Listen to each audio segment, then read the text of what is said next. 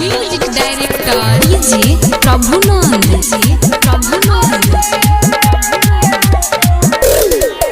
सजनवा हारे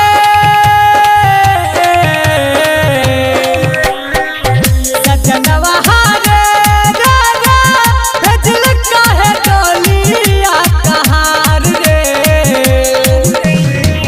सजनवा हारे राजा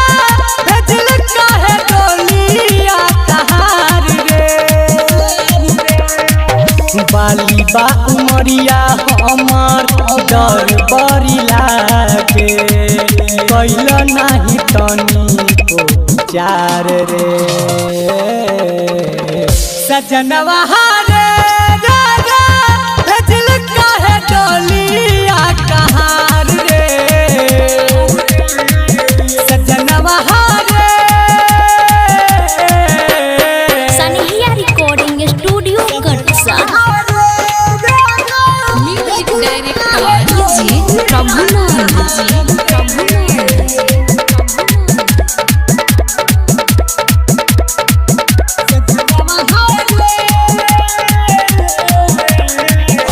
जाए के मन ना करे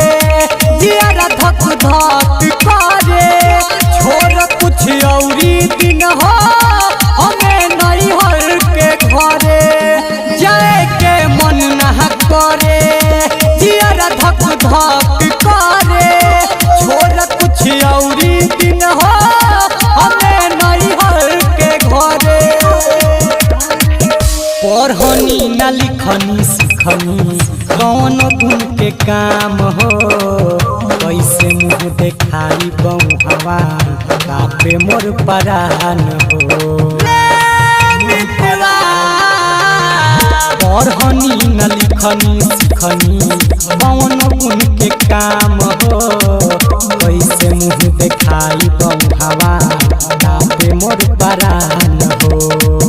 कैसे मुँह देखाई बउहवा कापे मोर परान हो इहे सोची रोई हमहूँ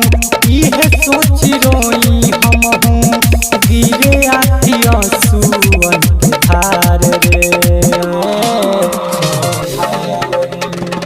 सजनवा हारे राजा भेजल काहे डोलिया कहार रे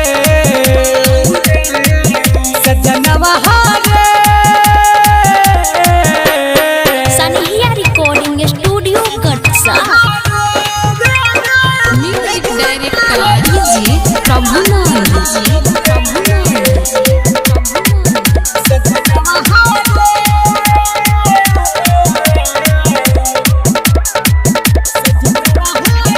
लेके चल जहा डोली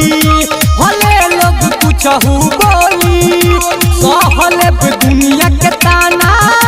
करी जे के तनोठी टोली लेके चल जहा डोली भले लोग कुछहू बोली सहले पे दुनिया के ताना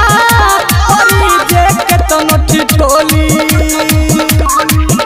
आशिक अखिलेश हमरो सुहुन फरियाद हो ले जइह ससुरा हमके कुछ दिन के बाद हो आशिक अखिलेश हमरो सुहुन फरियाद हो ले जइह ससुरा हमके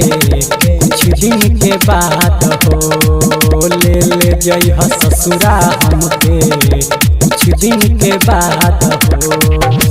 दीपक दीवाना सोनू दीपक मंजय सोनू करी है इंतजार रे